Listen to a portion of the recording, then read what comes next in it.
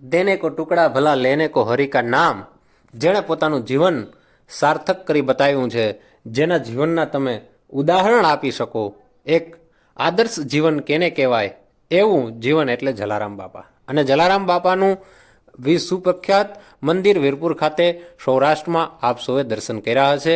અને એ મંદિરની ખાસિયત પણ આપ જાણતા હશો કે એક પણ રૂપિયાનું દાન વગર એ મંદિર આજે સતત અવિરત ચાલે છે.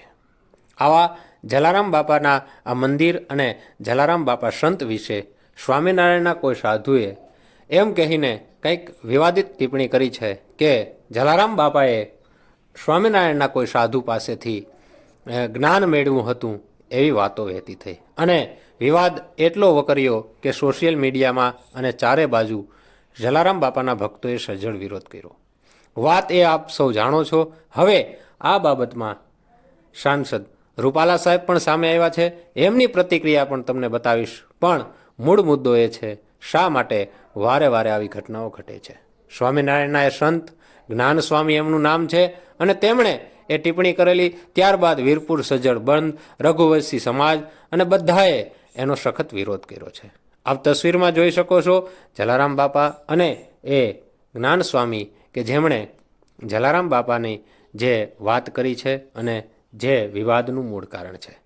વિવાદને સમજવાની કોશિશ કરશું એ પહેલાં આપ સાંભળો સાંસદ રૂપાલાજીએ આ વિવાદ પર શું કહ્યું.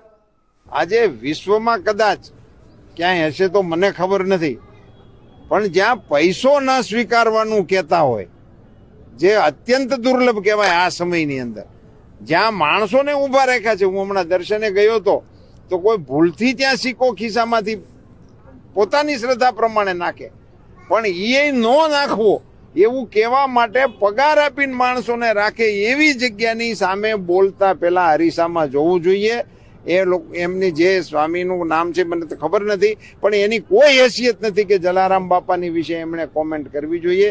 હું એમની માટે મારી સખત નાપસંદગી વ્યક્ત કરું છું, એમની ઘોર નિંદા કરું છું, અને આનાથી બચવું જોઈએ. અને એક વધારાની અપીલ કરું છું કે સ્વામિનારાયણ સંપ્રદાયના અન્ય સંતો અને જે અનુયાયીઓ છે એમણે આમની વિરુદ્ધમાં પગલાં લેવા માટેના પ્રયાસો કરવા જોઈએ.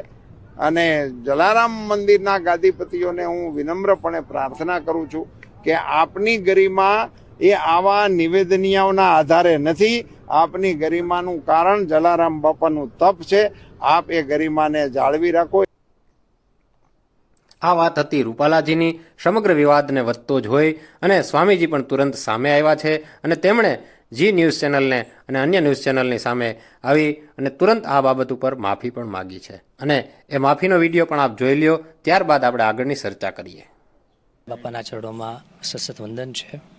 એક પ્રસંગ જે મેં બુકમાં વાંચેલો અને જ પ્રસંગ મેં આર્ટિકલ્સમાં પણ વાંચેલો, લોકસત્તા જનસત્તા નામનો કોઈ આર્ટિકલ હતો, તેમાં વાંચવામાં આવેલો કે જેમાં જલારામ બાપા અને ગુણાતીતાનંદ સ્વામીનો એક મુલાકાત સહયોગ થયેલો છે. અને પ્રસંગ મેં કથા અંતર્ગત વાત કરેલી, જેમાં જલારામ બાપાના મહિમા વિશે એક જ વાત હતી. એમાં કોઈ સમાજને નીચા બતાવવા માટે કે જલારામ બાપાનું કદ ઓછું કરવા માટે એવો કોઈ મારો હૃદયનો ભાવ ન હતો. એમ છતાં પણ આ વાતે કરી અને કોઈને દિલ દુભાણું હોય તો એના માટે સાચા દિલથી એક સાધુતાના નાતે માફી માગું છું.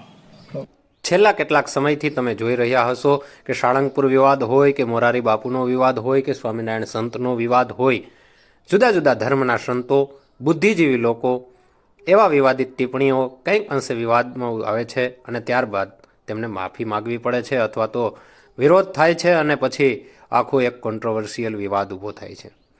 તમને શું લાગે છે મિત્રો, આ વિવાદ જાણી જોઈને ઊભો કરવામાં આવે છે કે પછી માનવ સહજ ભૂલ હોય છે?